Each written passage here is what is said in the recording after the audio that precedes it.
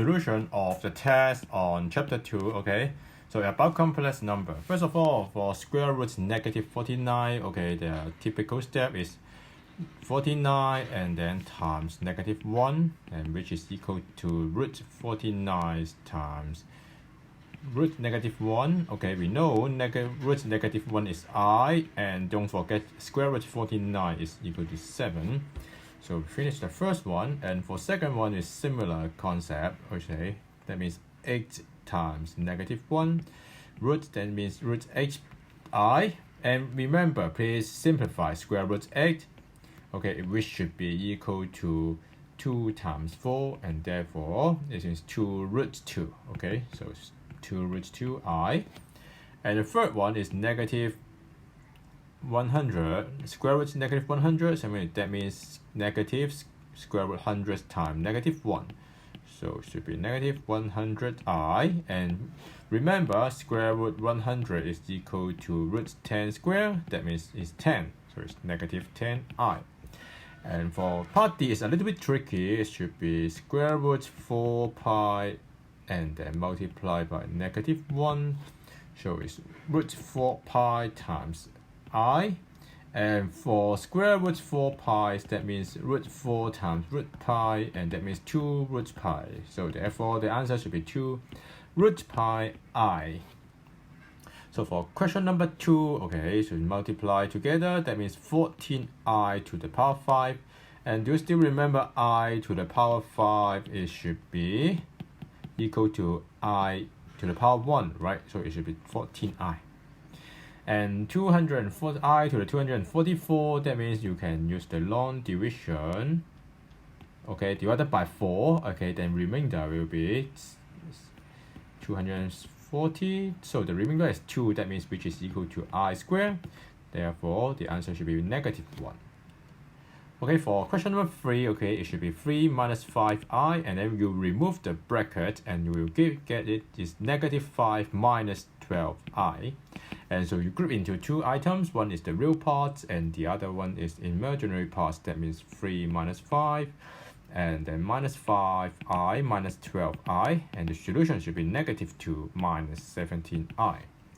Okay, for the multiplication, it's just similar before. It should be negative 2 plus 2i and then plus 7i and minus 7i squared, and we'll group it together. Don't forget I squared is equal to negative 1, and therefore it's negative 2 plus 7 and then plus 9i. Okay, so the result it should be 5 plus 9i. Okay, so for part 3c, okay, so we just multiply I over I, and for the denominator it's don't cancel, it is 2. Okay, so obviously it's wrong. Okay, so it should be I squared and 3i minus I squared, and which should be 3i plus 1 because it's minus negative 1 over negative 1. Okay, remember you cannot cancel these two. Negative 1 is wrong. Okay, so it should be 3i plus 1 over negative 1. Okay, after this you need to simplify it. It will become negative 1 minus 3i. And for part D, it should be 2 over 2 minus 5i times the conjugate, you call 2 plus 5i, and then 2 plus 5i. Okay, so for the denominator, it will be 2 squared, that means 4 minus bracket 5i squared. And for the numerator, is 4 plus 10i.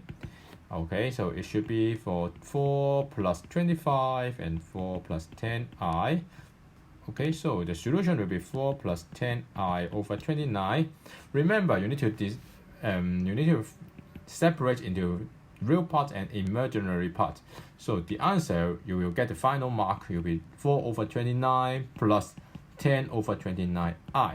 Okay, so for the last question, okay, you just multiply together, and therefore set will becomes 3a plus 7ai minus 6i and minus 14i squared.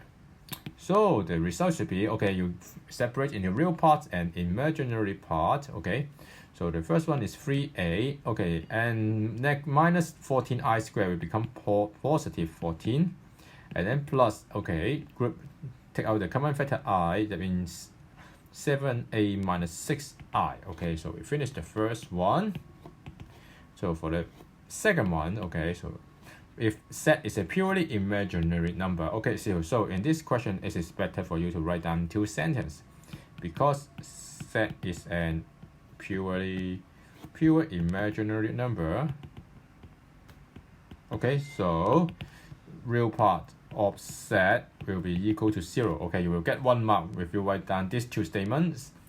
And therefore 3a plus 14 is real part equal to 0, and therefore 3a equal to negative 14, and a is negative 14 over 3. Okay, so that's the end of the solution of the quiz. Okay, thank you.